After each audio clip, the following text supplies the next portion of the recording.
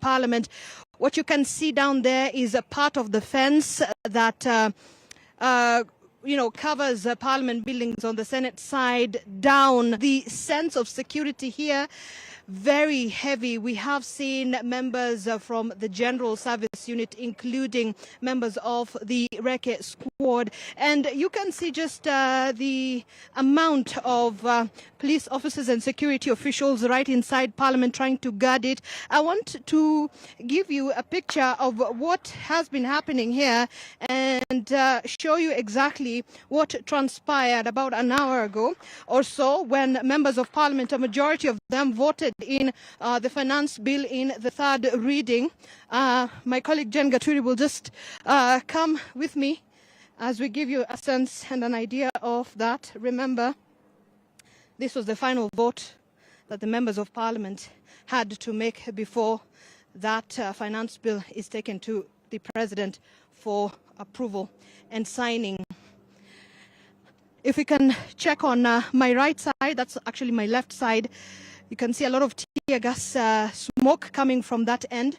That is because the police officers are also trying to thwart protesters from approaching this area. In fact, trying to push back, and that has been quite a big concern for the security officials here in Bunge. And we're also making just our way inside Parliament. This is from the Senate side. If Gaturi can just give us an idea, that's the amount of damage that we've seen. A lot of broken glasses, most of the wind by the protesters who were throwing stones. And this is us making our way inside. And there you have it. This is the mess that has been left. That is the aftermath of what we saw earlier on when the protesters came in. This is the Senate side. A lot of broken glasses down there.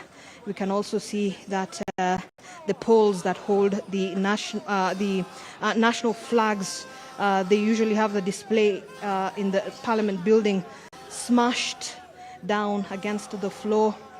And what we're also seeing is most of the glass is broken. Jane, if we can just move inside Parliament. There you have it. These are usually the flags. This is a very secure area. So obviously when the protesters made their way inside Parliament, they created quite a mess inside this building.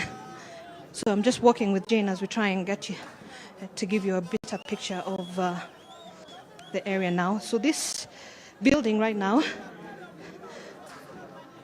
has been overrun by police officers as they're trying to secure it from all ends. We saw earlier on when protesters tried to access Parliament through the Uhuru Highway. However, that did not happen as there was a lot of tear gas canisters that were thrown their way. And what we saw also was some of the police officers who used live ammunition on protesters. We saw members of Parliament protesting, especially those with the Azimio coalition, saying that they did not expect the police to use live ammunition on protesters. But this is exactly how they made their way into Parliament. And so this is strictly a members-only dining area for the members of Parliament. And this is the damage that was left. You can see tables and chairs scattered all over, the plates broken. Flowers have also been scattered across the room.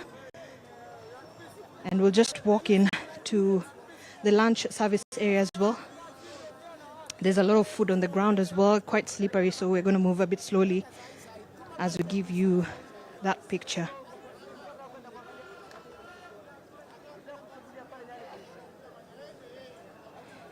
There you have it. This is where they made their way. So the protesters came inside here, and there's, as you can see, it was quite damaged. The tables, this is the dining area for members of Parliament, and in fact, members of Parliament, some of them were having lunch over here at that point when they protesters broke the fence and entered Parliament. A lot of food scattered on the floor. Jane, if you can just go straight forward and show you what appears to be the aftermath of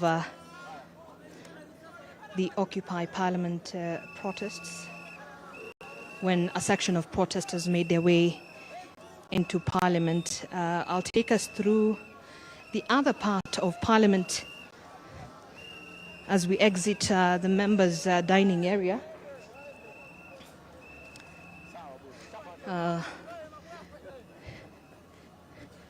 So in almost every single part of this area of Parliament, the damage has already been done.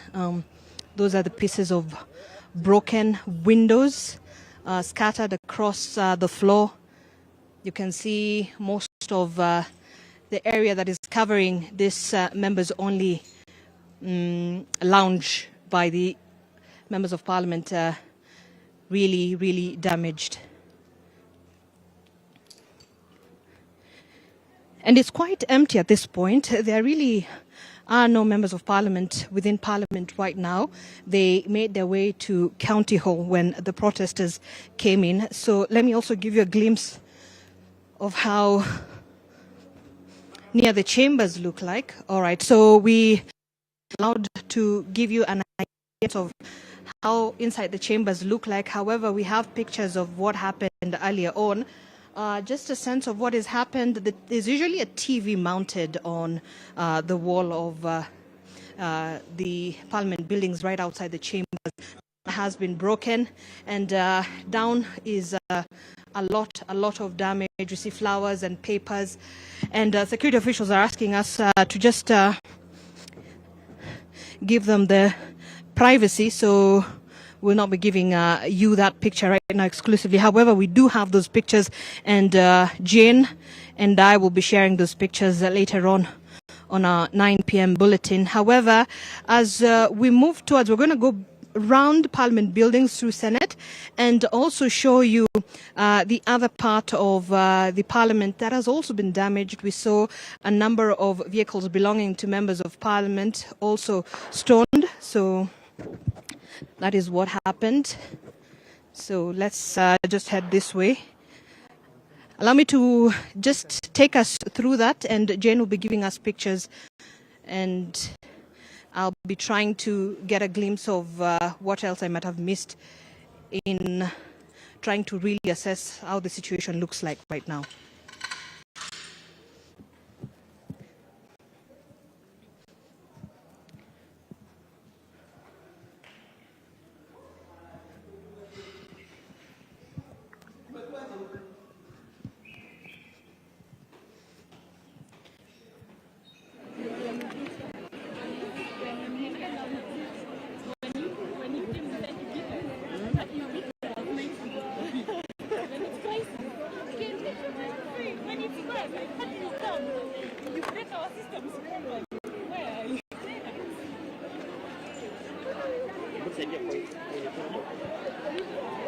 Well, as the protesters were engaging police officers in running battles, we did see some of the protesters who were nursing gunshot wounds. In fact, we saw one of the protesters picked by an ambulance with a gunshot wound that was outside Parliament. And what we also saw was members of Parliament from the Azimio coalition seeking to see if they can speak to the protesters. However, that did not happen. They were calling out the police officers, saying that they should not use live ammunition in pushing back the protesters who are trying to get into Parliament. This is a fire also that was put on. I will try and verify exactly how the fire came up about, but this is what we came and found right after the protesters made their way outside Parliament. And we saw a couple of them, and they were saying, we have entered Parliament, we have occupied Parliament, and we want to speak to those leaders who voted in the Finance Bill 2024, and we just want them to understand where we came from. And of course, some of them were quite angry, and at some point they brought a body of a young man who had been shot dead by a police officer that had used live ammunition, and of course they brought the body right outside the gates of Parliament, and they were seeking an audience with the members of Parliament. We saw Babu Owino, the member of Parliament, go outside Parliament. At some point, we were not allowed to enter or get out of Parliament, but he sort of tried and got outside Parliament by, going up above the fence, and he went outside. He spoke to the protesters, and they were sort of giving him an idea of the situation from their end. And so this is what is happening right now. There's still a lot of damage, but we'll be giving you the pictures of those. But let me take you to where the rest of the action is happening right now. Protesters are still pushing to come back in Parliament. So that is at the City Hall roundabout. Yes, that's the City Hall roundabout. So that is where the protesters are, and some of them are really pushing to come back inside Parliament. But police officers have been really trying to push them back, and I want us to get there as quickly as we can, so we can also just show you exactly what is happening.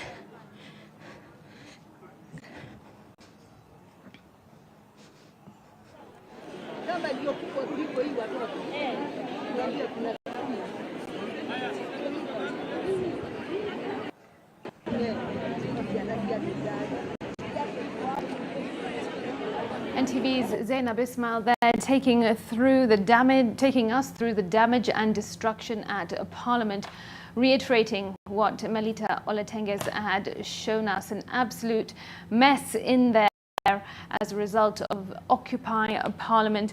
Now outside Parliament, a clear, bright day, no signs of tear gas in the skies at this point, James. It's 4:30 in the afternoon. It has indeed been a long day, and as you can imagine, people are possibly tired. Just a moment ago, we saw some policemen taking a break, having a seat on the benches there. As well, I suppose as the afternoon goes on, amongst all this damage, death and destruction. Earlier, we also saw some shots from the Kenyatta National Hospital. Yes. Helen Aura is on the ground there. She has been reporting that more casualties are being brought in, and a lot of them have suffered gunshot wounds. We are, of course, yet to get the final numbers of those who have been fatally shot and those who have been injured. But look at that. On the floor, you can see shoes, personal belongings, blood marking the ground. This is the fence of Parliament. As Zainab was just walking us through, inside Parliament, all the broken property, inside where the members of Parliament have their lunches and do the famous horse trading, it's all been destroyed. The members of the public made way and breached Parliament. We could see the destruction that has been meted on Parliament. Pictures they're just showing the calm now, the calm after the storm, because these pictures from elsewhere showing us also that protesters are sort of trying to leave and exit the CBD, if you like, and town. The station is still an unease calm. They're taking stock of what has happened, police regrouping, but obviously tired faces as well.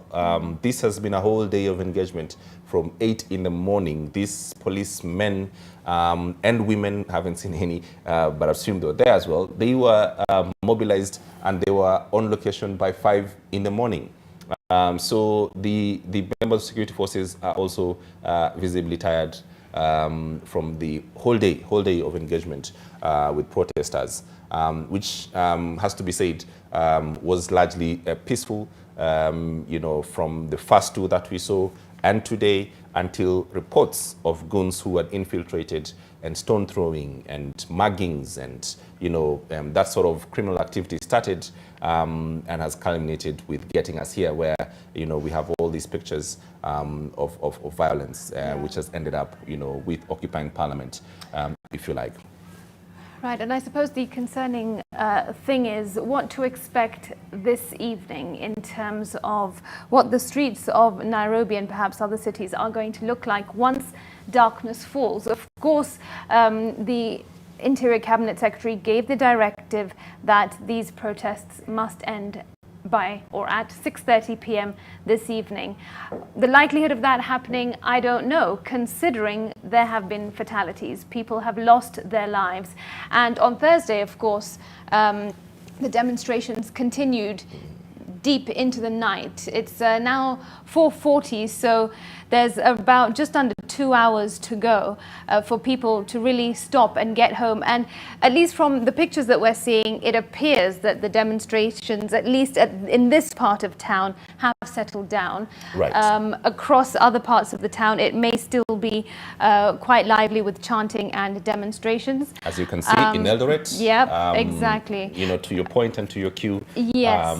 That the county assembly of Eldoret seems to be under pressure there with protesters on the gate, right, trying to breach it. And also, in fact, these pictures are of when protesters attacked Club Timber XO in Eldoret, which is linked allegedly to the Kapseret MP Oscar Sudi. So there you go, as you can see that the sign there, Timber XO. This is the moment when it was breached. Right, protesters charged and I believe attacked the club. So let's just have a look at this.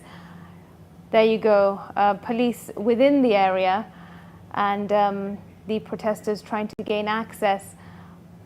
They're stealing alcohol. They've made away with the loot. Right. They're from Timber Exco, that club that is linked with Kapseret MP Oscar Sudi. The other side of town in Nyeri, members of the public made away with in a supermarket owned by another member of parliament who voted yes and made away with goods of unknown amount. Pictures there are coming from Eldoret, where members of the public making their way into the club Timber XO and making their way with the drinks. Yeah, they will indeed make merry tonight. Yeah, it has been an interesting day because what we have witnessed is Parliament being occupied, and also they really have, these protesters, proven their might. They have challenged the police force, who at one point, James, actually retracted. Yes, we saw in the pictures earlier on of police after exhausting their tear gas canisters, and not being able to use, the water on the tankers. They were pretty much exposed and they retreated. And this point is when, Parliament was breached, because the police literally, and at that point, we have reports that police started using live ammunition. We have reports, unconfirmed, of snipers in top of buildings who were shooting, protesters. That has to be confirmed. But it's at this point of weakness that the protesters, after a whole day of engagement with the police, managed to take the goods. But here's what's happening. From these events, these protests from any other protest that we've covered is significantly different, and different for this reason, that other protests we've seen has been, political, mobilized, and we know the routes, we know how the protest would come out. There's always a portrait of the protester and from where they would come from. This has been largely a youth-led protest. The difference has been members of the society coming across from all sections of society, organizing themselves not under a political umbrella, but Kenyans who are concerned something engaged. that we have not seen before. Yes, and I least think in that, recent times. that has changed in that respect. That these protests have been largely inspired, if you like, by members of the public, not by political, competition or political, if you like, divide. And so the profile of what I think should happen after this, is even as we take stock, is that Kenyans are engaged people, Kenyans are concerned, and the political class really has to find means and ways on how to engage in a much higher sense than what it has done before. Right, and it is possible. What is to say that engaging with the young people is not possible? They ought to be listened to, and they can work together. Absolutely. There's nothing that says that cannot happen. So it is the onus right now is in the political class to absolutely figure out what is being said by the Kenyan public. By and large, this has moved away from the finance bill. The question now is what our expenditure actually looks like. How do we fund our politics vis-a-vis how do we fund services, which is healthcare, which is education, which is roads, things that people like and it's for the people. Right. And I think that dichotomy then has to be very clear, because what has to come out of this process is that Kenyans are demanding more from those in office, to give a bit more of care and attention to services that they give to the Kenyan people. Kenyans and that's have not seen, a big ask. It's not a big ask. It's what is expected. I think that one of the key things is that, it's okay to pay taxes. We all have to pay taxes. That is how governments operate. However, of course, the argument is that when the taxes are excessive, that is unacceptable. But also, at least let us see where money is going in the services. Let us see that, yes, we're paying taxes, but as a result, we are gaining services. And there on your screen now, look at what is happening there, or rather earlier. This was at City Hall, when you saw that City Hall was set alight. And again, it appears that there might be some attempts there to get into, there you go.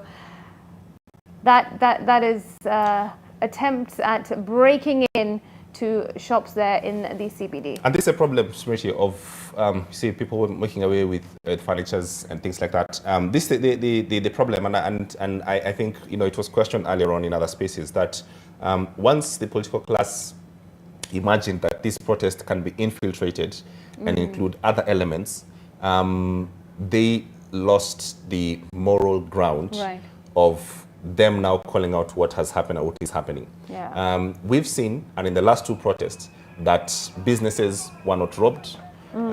We didn't see even one glass being shattered. Exactly. Or we didn't see even one stone being thrown. I think that has to be said, because the pictures that we're seeing now seems to suggest that everything has gone, it spiraled down. Yes, but it has to be seen in the context that someone today has deliberately attempted to make these protests violent.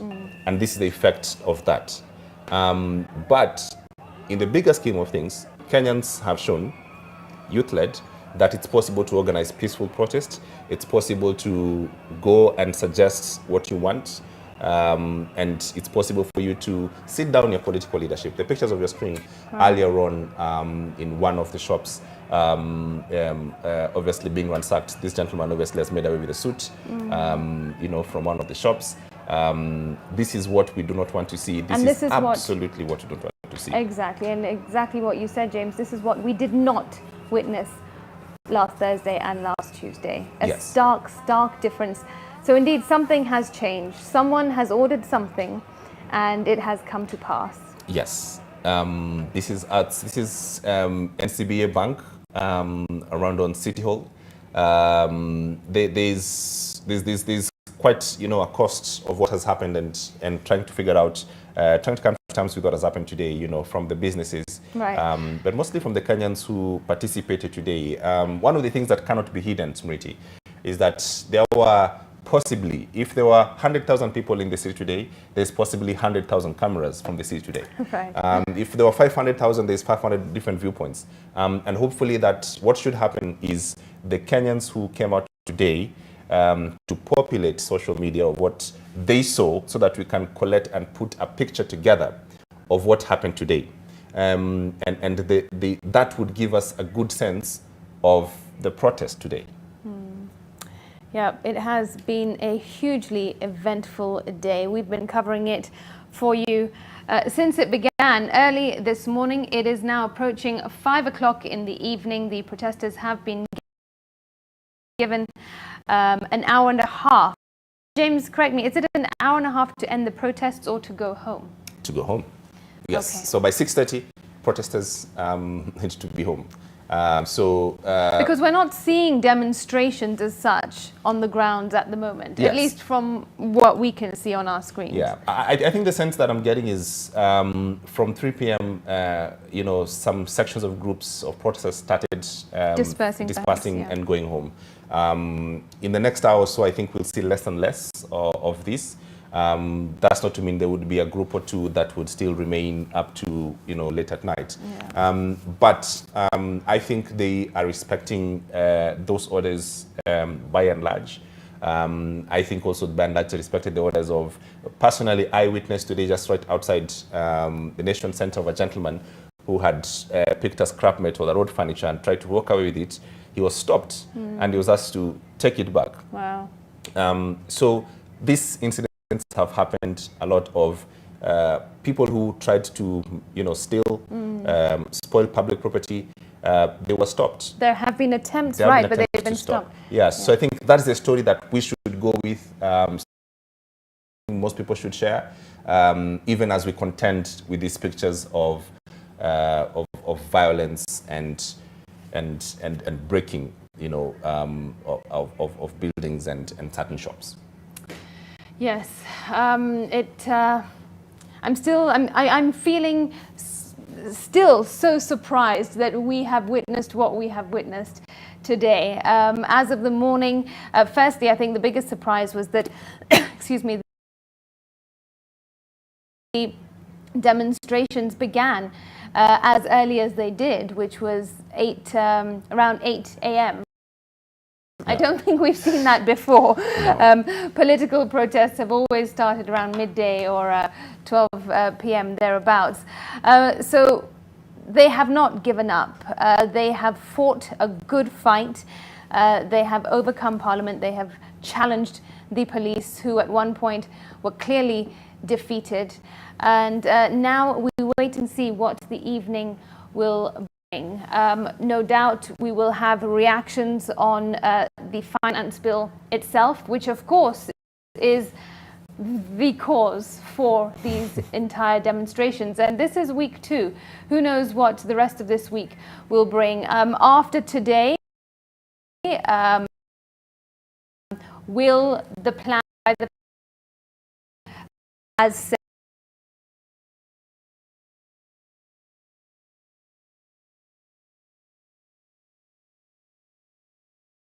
Wednesday they had a specific plan, Thursday as well, and Friday. We are yet to see, and of course we may likely hear from the president. This of course has attracted attention from the international quarters as well. We are perhaps expected to hear from some embassies. Yes. Also the business community, the church as well have been vocal recently, and we're probably going to hear and perhaps receive plenty of statements this evening.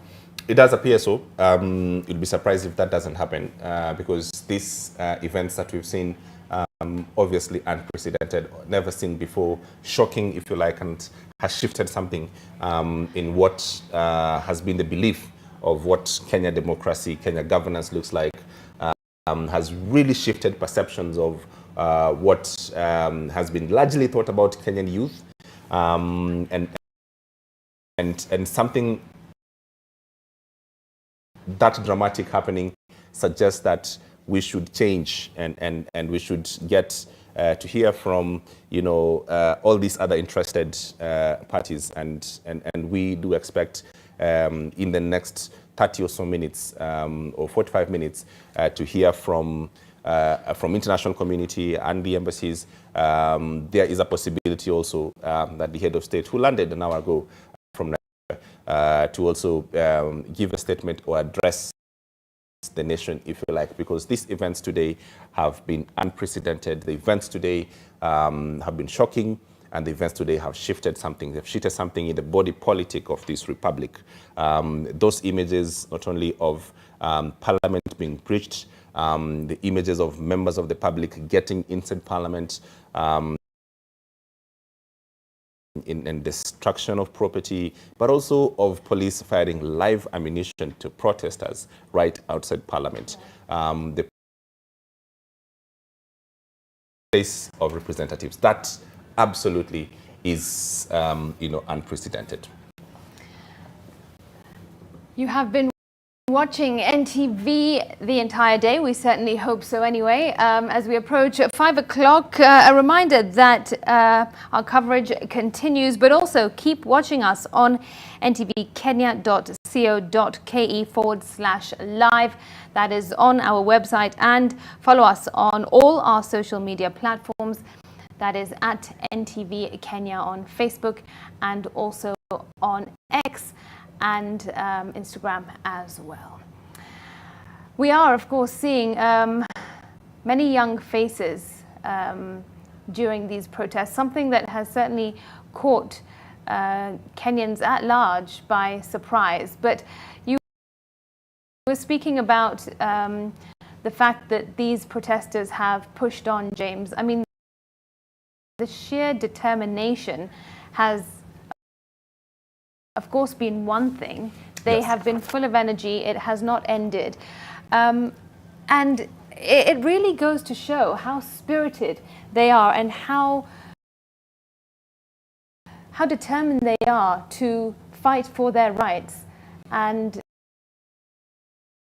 achieve what they set out to achieve.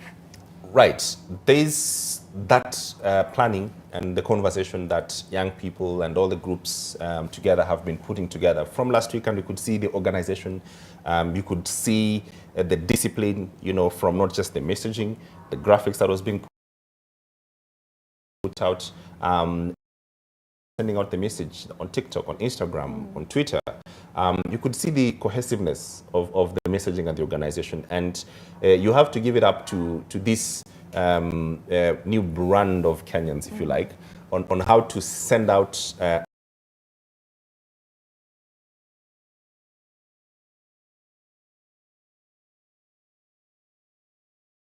a message that the whole idea of them coming out was to suggest that there's something they're unhappy with, and that something was the Finance Bill 2024. It had all manner of provisions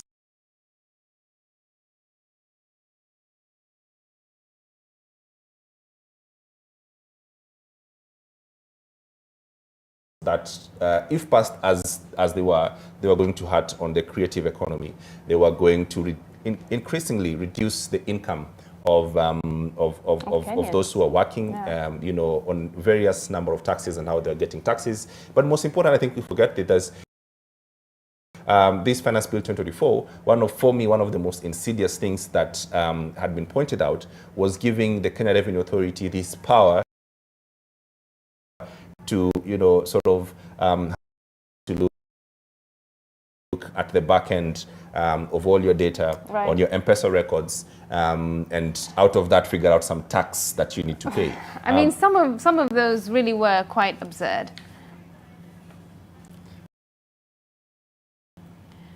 So that has to be part of, I think, what the sort of riled up and created this togetherness of a messaging, and I think that is very important as an important marker. Then what has happened then since then has been sort of like a formless organization of groups widely led by the youth. Yeah.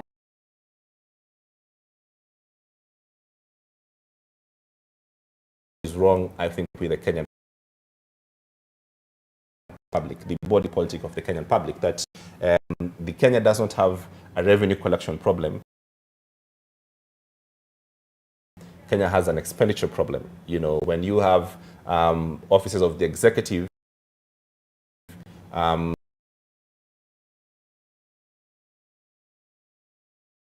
the offices of the spouse of the executive, which are complete offices with, director of communication strategy, fully staffed, and these are not constitutional offices, and it has been questioned that why are Kenyans forced to pay for those things? Very valid questions and very valid points and concerns. I'll just jump in for a moment, James, because we have Helen Aura on the line. She is still at the Kenyatta National Hospital. That is, of course, where casualties have been received and treated. At this point, what update can you give us about the injuries and casualties?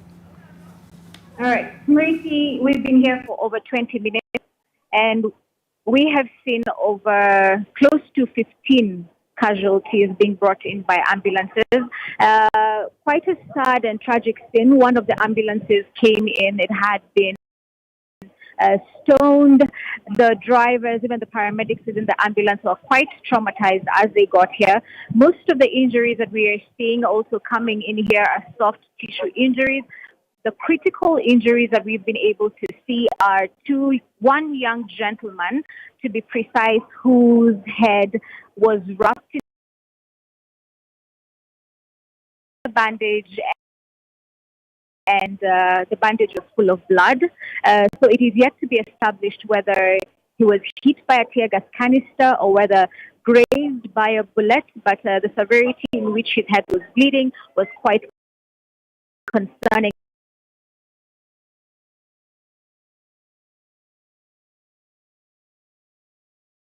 Wheeled into the accident and emergency center for a checkup. Quite a sad note, Smriti, for several families tonight. There has been an increase in the young people who have lost their lives. The numbers continue to rise. As we were standing here at the accident and emergency center, the Kenyatta National Hospital, by the time the ambulance got here, one of the young gentlemen who was being brought here, unfortunately, he was no more. And one of the ways that indeed the paramedics, the doctors have to be on standby to confirm that. And once they do confirm that, now the body is indeed evacuated from the ambulance and covered from head to toe, so that now it's wheeled in to be able now to be treated. The other thing, Smriti, I can be able now to just inform you is once the injured from today's demonstration in the center, they are given tags. The tags contain numbers. What those tags and numbers are supposed to do to help the hospital keep track so that they can be able to ascertain the number of people who have come in here today, the number of people who they have been attended to. Because one of the things that has also proved to be difficult, some of the demonstrators did not have their documentation with them. So if you do not have probably your ID, or maybe if you're in a critical state, you may not necessarily remember your name or your number.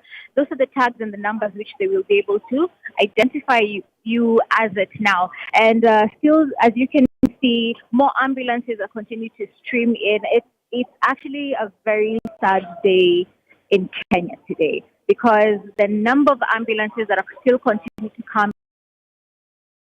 in, the young people who have been injured in today's demonstrations, are very triggering and quite alarming. Also to note that even Kenyans who are leaving work today, those who who happened to go to work today and were just leaving town or just walking by the roadside, because also public transport has been hindered. Some of them also are caught up in the scuffle today, and they've been brought into the Kenyatta National Hospital as it's the referral hospital which was assigned for majority of the casualties to be able to be brought in today. And Smriti, we're still here. I'll be able to keep you updated regarding the number of young people who have been able to, the number of young people who have died so far, unfortunately, and those also who are in critical care because of suffering from gunshot wounds. Back to you, studio.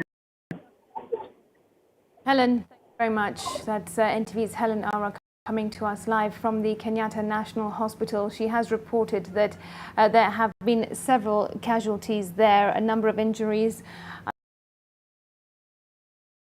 Unfortunately, Helen has reported that someone that was wheeled in was no more.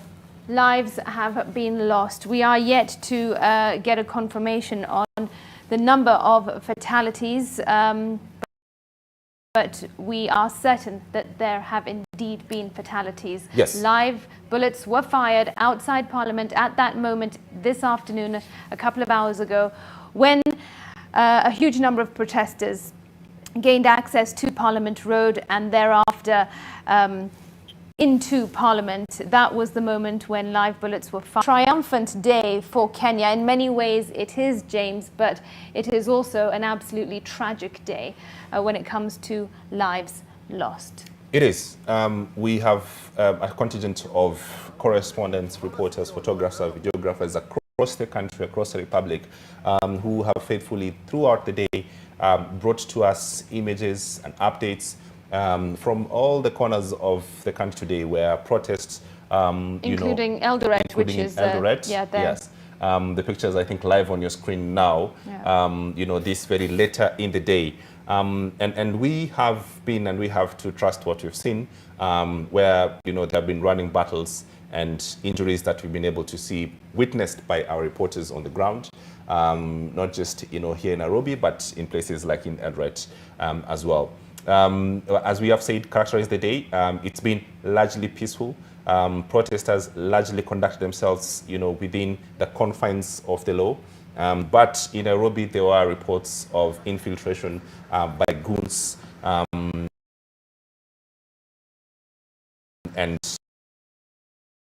that has to be said has severely impacted how the day has gone, which has included, the breakages into certain businesses. We've seen violence. We've seen to the firing of live ammunition, live bullets to protesters, especially around Parliament, who were at the forefront in Parliament. There has, of course, been an impact on the cost of this. The economy has been hurt in many ways today, and I suppose every day that the protests have been ongoing, with businesses closing or keeping shut altogether, some being ransacked and vandalized, as we witnessed today, although we did not witness much of that the last couple of days of demonstration. And then, of course, the cost of the damage and destruction. Absolutely. The day goes down in history as an important marker, Smriti, that something has changed quite, in a significant way. The action of protesters breaching what had been by Professor Kithure Kindiki, a security installation, Parliament being one of it, where he said that protesters would never be allowed to make it there, and eventually making it there. Something has changed quite huge and quite significantly. You continue to follow us on our page on www.ntvkenya.co.ke, right down there on your screen. We are live and we'll continue being live there as the protest goes on and the story where it goes. Us and our team of reporters across the country will continue to follow these events with you to bring you trusted sources of information and news. If you like, live on your screen is Eldoret, where there's a seeming standoff and has been building up throughout the day between protesters and police there.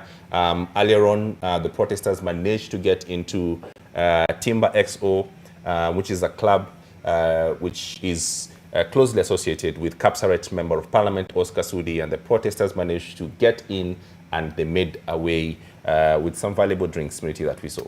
Right. That is indeed what happened there in Eldoret. And whilst the police are here on the ground in Kenya, just some news just in, which is unrelated but still linked to their counterparts. We have news in that the first contingent of the Kenyan police touchdown in Port-au-Prince, Haiti, has happened. The officers who are part of the UN-backed mission are in that Caribbean nation to restore order. These are the ones that more interesting time were flagged off yesterday evening from the administration police training unit in Embakasi by President William Ruto. 400 specialized team that has arrived in Haiti. Kenya is expected to send about 2,500 members of the police throughout, to help in the situation of Haiti. Another controversial, stance. The president continues holding out that he's doing the right thing by being a brother's keeper, by sending Kenyan police into Haiti. There's been opposition, not just back at home, but, in other quarters, that Kenya has no business flying across the world in a country that we have no historical links with. They speak French. We do not. And to send our men there appears to be sort of like a death trap. But we wish those who landed, our brothers, well. We wish them well. We hope that this assignment is successful for their sakes and for the sake of their families as well. Yeah, that's right. All right, just a reminder that you can continue watching us live on our digital platforms. That's ntvkenya.co.ke/live. Also on our social media platforms using the handle @NTV and on Twitter, or rather X, I beg your pardon, and also on Instagram and Facebook as well. We will continue streaming live there. So the scenes now in Nairobi, at least from what we are seeing, are I'm noticing, I feel that I can see more women there than I saw earlier today, James.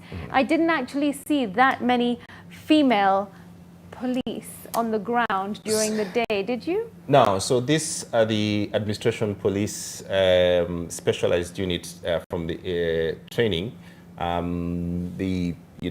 They're called, I think, one of the version of the RDUs, and they were have always been mobilized to come to the CBD and sort of like provide security back.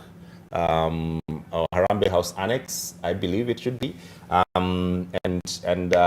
they have always been there. I haven't seen any pictures, any videos of this particular unit handling protesters today, and that's interesting. But police had been mobilized. One could see from the whole day, from the morning, that Nairobi was a very key central positioning for the police. And the mobilization across Nairobi for the police was quite heavy earlier on in the day. And the engagement with protests had started earlier on in the day with tear gas canisters, going off as early as 8 in the morning. And up to almost 2 or 3 p.m. when, they ran out of that ammunition, such a long day for both protesters and the police, Mriti, for everyone involved. Yeah, and I'm hoping that we can actually connect once again with our colleagues on the ground, perhaps Melita Olatenges or Fred Mwitiriri, who can tell us what really is now happening on the ground. As where we stand, it looks rather quiet in that area. It may not be the case in other parts of the Central Business District, but it's a matter of waiting and watching. It still is a bright day, considering evening is drawing closer and closer, but it may well be a different story once done. There's, I think. But it looks like there's chaos. some chaos, some pushback from the police. From Eldoret, the image there on the left of your screen. If our camera person could just give us like a wide shot so that we can follow it. To see what's happening. There was a standoff from early on in the afternoon in Eldoret, quite a bit actually, from the better part of the day, where protesters, surrounded the police station, surrounded some installations and businesses of non-politicians there. And I think the police have mobilized themselves now, from what we can see on your screen, to attempt and disperse that crowd. And it looks quite successful from the images that you can see there from that long shot. The crowd that was building there has since disappeared. Just a few people there, as you can see on your screen, right there in Eldoret. Earlier on, police had mobilized to disperse that crowd. That once again is building up again, as the shot is zoomed in again. In Nairobi, nothing much happening other than perhaps starting to collect the costs. You can see vehicles trying to, make their way around the debris, around the destruction, around smoldering, pieces of metal. You can imagine that a lot of people who did come into work today are making an attempt to leave town, as earlier it must have been pretty difficult to get out of town, and now at least there is a little bit of movement as people weave their way out. There's quite some work of cleaning up to be done this evening, right. and tomorrow morning. This is again, it has to be said, and repeating our point here, that the last two protests we didn't see this at all. It was fairly peaceful. It was incredibly and very well organized, and members of the public and protesters did conduct themselves in the confines of the law. Today, something has changed, and that something is that infiltration by the goons that happened early in the morning. And we have to take stock of that and what that means, in the body politic of this republic. Most definitely. It is a difficult sight for many to see the country, parts of the country literally up in flames. Buildings have been set alight, vehicles have been set alight, there have been casualties. So a really trying and testing day for Kenya, for the government. Mind of the president, he must have been witnessing a lot of the chaos.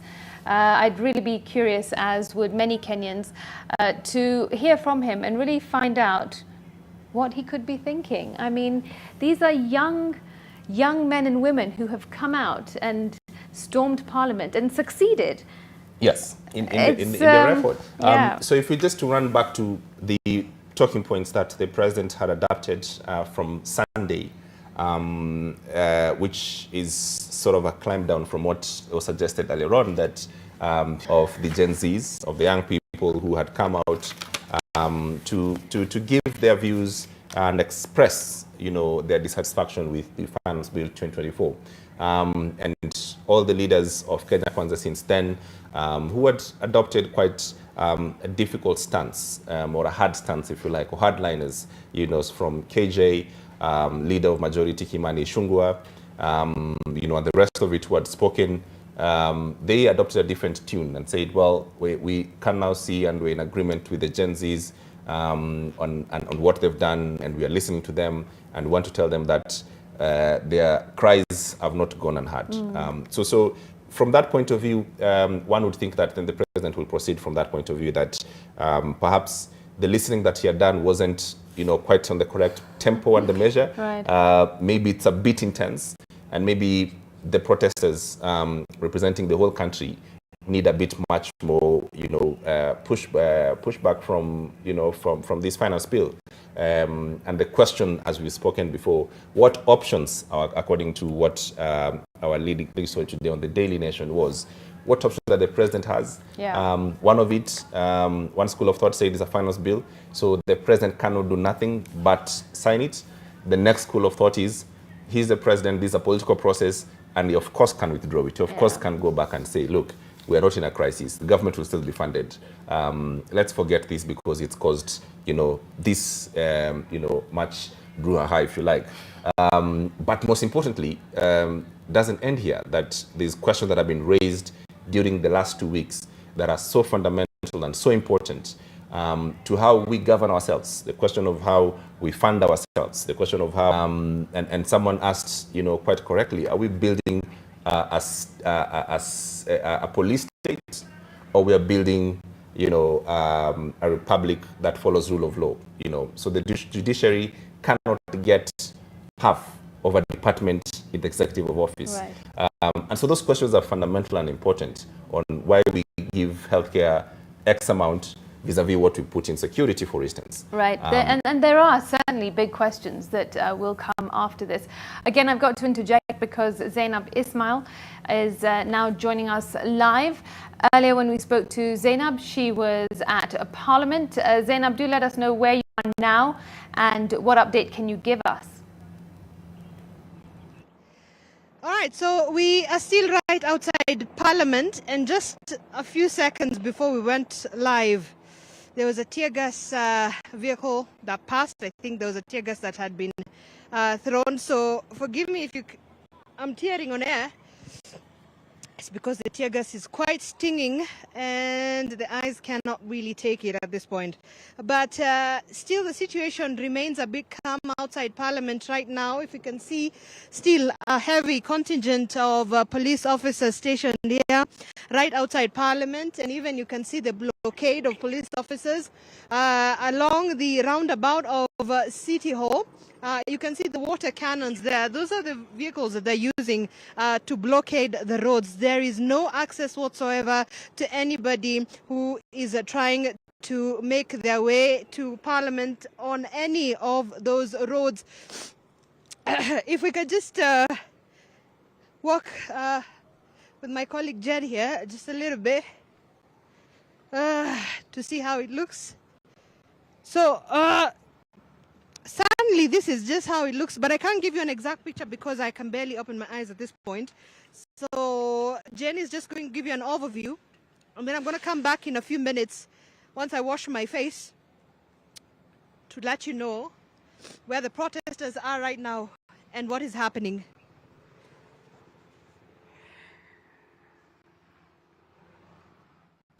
Zainab Ismail, apologies for that stinging from the tear gas. Thanks for an attempt to show us what it looks like outside Parliament. More from you in a moment. But James, you know, based on what Zainab has said, the impact of tear gas is another fundamental point to consider. As much as people are willing to get out there and demonstrate and feel that, you know, tear gas is a small part of this, it does, of course, have some health impact. Absolutely. One of the things that I think we need health professionals to help us with, and they have intimated in some, is that, you know, tear gas in some respects is categorized as a biological weapon because you inhale it, and its long-term effects, especially when, you know, in the last three protests, the last 3 days, if you like, not cumulatively, but the amount of tear gas that has been, you know, released in the air has to have some effects in the body. Right. We all are not aware about those effects, the full effects of it, but it'll become very clear very soon that inhaling so much of this concentrated gas surely would do something into the overall health system. We do know about the air quality, and we worry a lot about air quality of where we are. Just smoke smoldering from factories. Imagine of tear gas. Now imagine if you have to do this again on Thursday, right, and next week and the week after that. It is, of course, harmful. It is There harmful. are some harmful, possibly dangerous effects on the body. Now, just what we're seeing, there's Zainab trying to perhaps calm her eyes. Yeah, she is. It she's really in does. Pain. Yeah, she's in pain. This is pretty much at the center of the concentrated air around that place. Right. Can be very important right now. Yeah. Zainab, earlier on, our colleague tried to talk to us, but she was unable to. You could hear her choking, and, you know, her eyes, you know, literally on fire right now. We do hope that she gets better and, you know, continue talking to us. But that's the situation on the ground, you know, right outside Parliament. It's a bit much more calm right now. No sight of protest on the ground. Only the after effects of what has happened, or what happened earlier on in the day or in the afternoon, if you like. The counting cost of what has happened, the significance of it all, is something for us to, you know, to ponder about and to really characterize what has happened today right in front of our faces. Yeah, and a reminder that lives have been lost. Parents, siblings, families are going to sleep devastated tonight.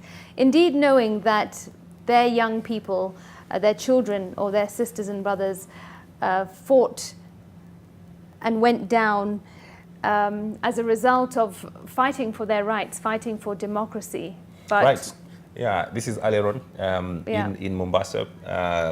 As we have said, earlier on, what started as a very peaceful march, a peaceful demonstration of what the public was unhappy about, a very peaceful sort of coming out of togetherness and connectedness. There was no tribe.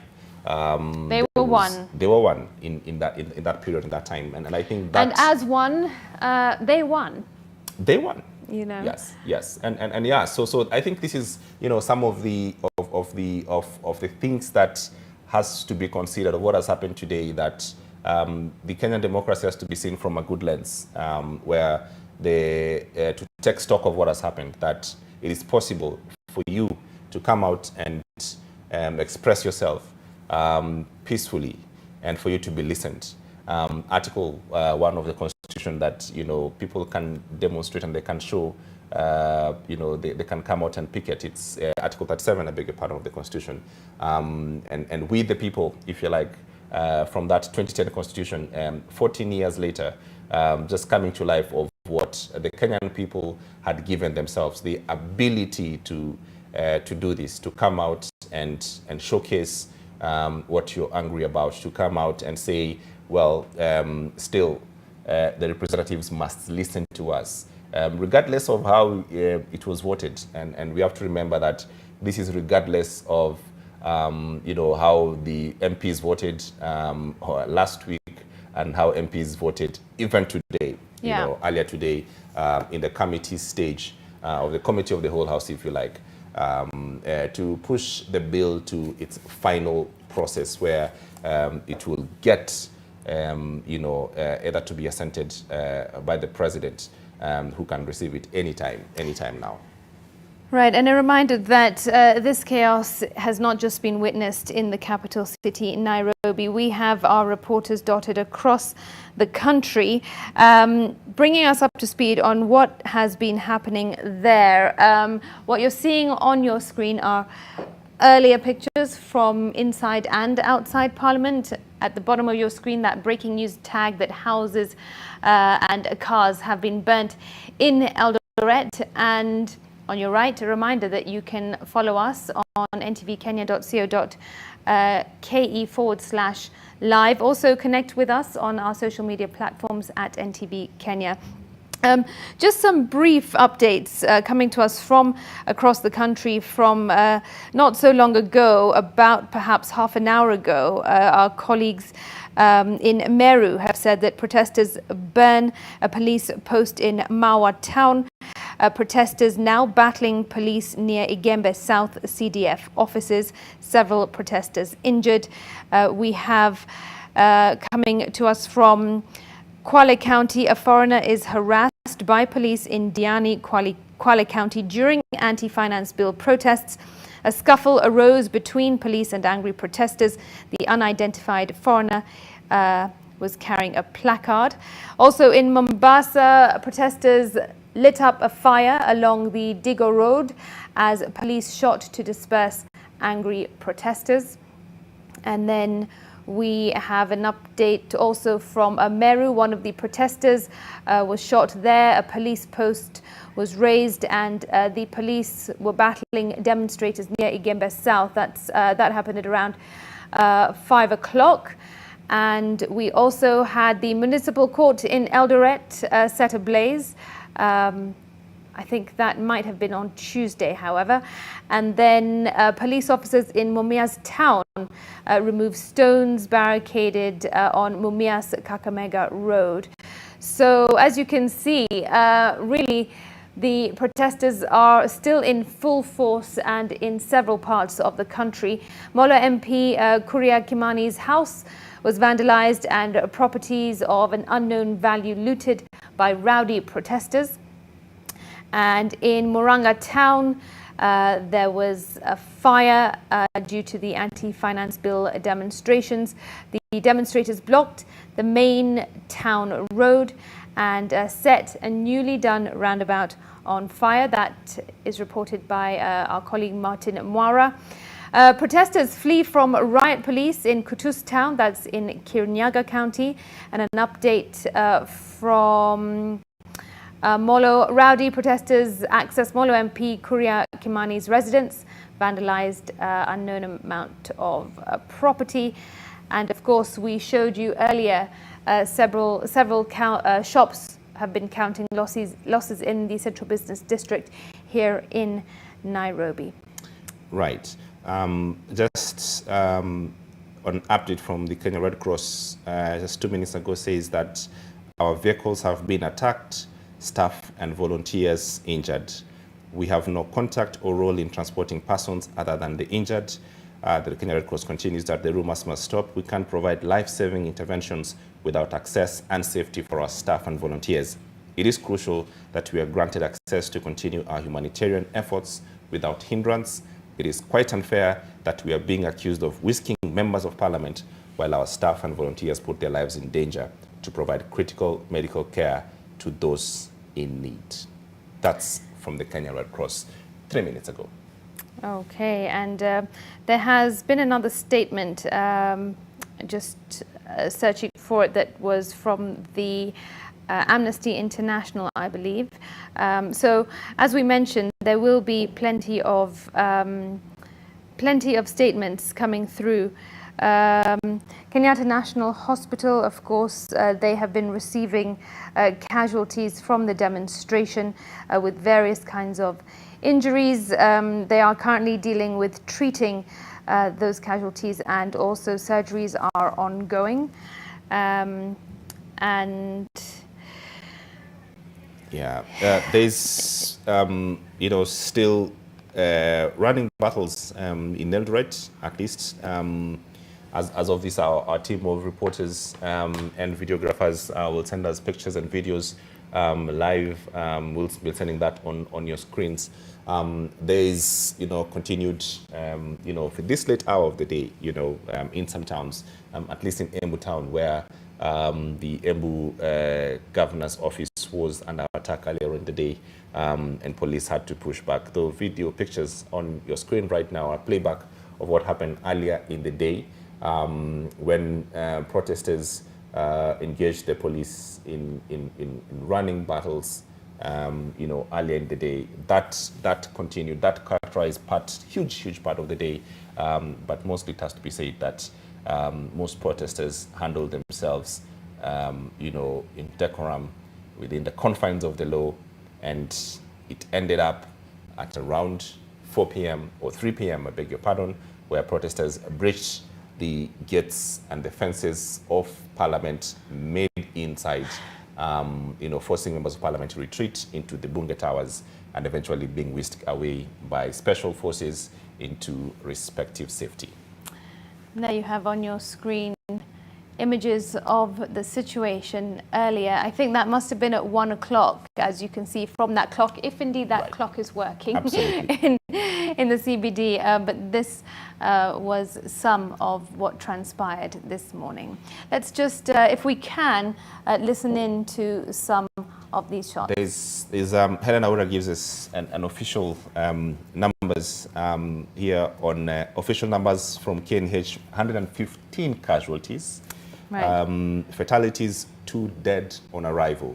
Our reporter, Helen Aura, gives us official numbers now that we can go with, that Kenyatta National Hospital reported 115 casualties and fatalities, 2 dead on arrival. Yeah, a difficult day, as we have witnessed this entire afternoon. Our colleagues were on duty this morning. Some really, unusual shots that we're seeing on our screens at the moment, James. We've never witnessed this before, coloured water, have we? And these slow-mo shots really capture the moments quite perfectly. Yes. So 2 things first. I think this is new. The sort of the coloured water. Someone, if you live in this internet era, it looks like a gender reveal of sorts. The colored waters. So it's, the pink was supposed to signify a baby girl. Perhaps they need to bring blue water for, baby boys and that sort of thing. But there's, upgrade of police machinery. These vehicles are a lot. By my count, there are possibly 12 of these just around Parliament building during the day, all the way to City Hall. So there's obviously an upgrade of this, and these slow-mo pictures are really capturing what happened, right, earlier in the day at the heat of the moment. These protesters engaging the police as the police march forward. And there we have the office of the Governor of Nairobi set alight, whilst some individuals opt to nick some furniture on their way. There you go, chairs being carried away. I wonder where you take this furniture. You're going to walk with the furniture surely to your you'll house. Be right. I wonder what happens. But again, you have to think at this moment of crowd psychology. Exactly. There's no one doing things in the right mind. There's no leadership, and therefore everything and anything, just goes. And that's what you have to avoid in these times and moments where, the crowd has no psychology, is going forward and doing things and destroying things and taking things and building things. And you have to, I suppose this is what we will try to figure out. How do you avoid this from happening? That you don't infiltrate protests by bringing goons or making it a contest between certain group and certain other groups. And when that happens, there's a collective loss for everyone. And I think these are the images that you're showing. They're quite unfortunate images. Because ultimately this could have turned out very different if the pattern continued as it did on Tuesday and Thursday. Yes. As many have argued, even on Tuesday and Thursday, those protests were peaceful. There was no need for tear gas. There were moments where tear gas canisters were lobbed, when protesters were walking peacefully, chanting, just with a water bottle, as you said, and a mobile phone in their hand. But they did indeed take an ugly twist today. But the outcome may well have been very different, and lives did not have to be lost on this 25th day of June. We are waiting for the day to, if you like, close down, waiting for statements that should come from different quarters. There's, the president arrived an hour and a half ago from an engagement in Naivasha. We are aware that he has been briefed about the happenings today, and our ears on the ground on whether we'll receive a statement from the House on the Hill, that State House, or a statement of sort from the head of state himself. If he chooses to address the nation, we'll be here to take you there and lead you there. We also are expecting, because this incident, as you've said throughout the afternoon, is not only unprecedented but quite strange images and that have come from Parliament being breached. So we do expect also international community to send in their statement, and once that happens and the contents therein, we'll be able to bring that to you as well. As of now, what we have informed you the whole day is that these protests have been going on the whole day in 47 counties. We did have our reporters across the country who had brought you all the updates, all the stories as and when it was happening, up to this moment, where we got to sort of like the last bastion, which was Eldoret, where there was sort of like the last acts of happening this afternoon's meeting.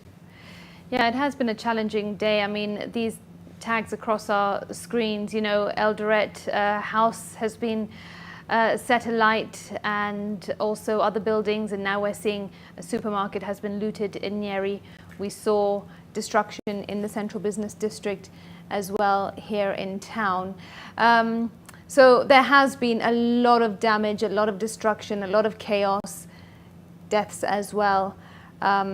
A very long day, as we keep saying. It began as early as 8 a.m. And it will be interesting to see how the evening unfolds. It's now just 6 minutes past 5, and the deadline for the protesters to go home or for the demonstrations to end has been given as 6:30 p.m. So just under 1 hour. We will wait and watch. Absolutely, that's what we're waiting for. Questions on what has happened throughout the day, on the number of fatalities, the numbers of casualties. Our team is still trying to verify those numbers as and when we get confirmation from the agencies and authorities from our teams. We're able to relay with you. But we do know that there are casualties. We do know that these fatalities from today's protest in different places of the CBD today, the identity are not yet revealed. But when that happens, you'll be able to get that. These are pictures, outside Parliament. The gentleman there who has grabbed the Kenyan flag with its stand, attempting there to break that these are not the profile of the protesters that were there on Tuesday or earlier on in the day. You have to something, change during the day. Yeah. As you can see, the police attempting to, grab this protester, there he goes. barely misses it inside Parliament there, and he makes away, I don't know, with something on his hand. Yeah, let's just remind our viewers that you can also catch us on our social media platforms using the handle @NTV Kenya. And you can also watch us on ntvkenya.co.ke/live. And also have a look at some of the articles on our nation.africa website.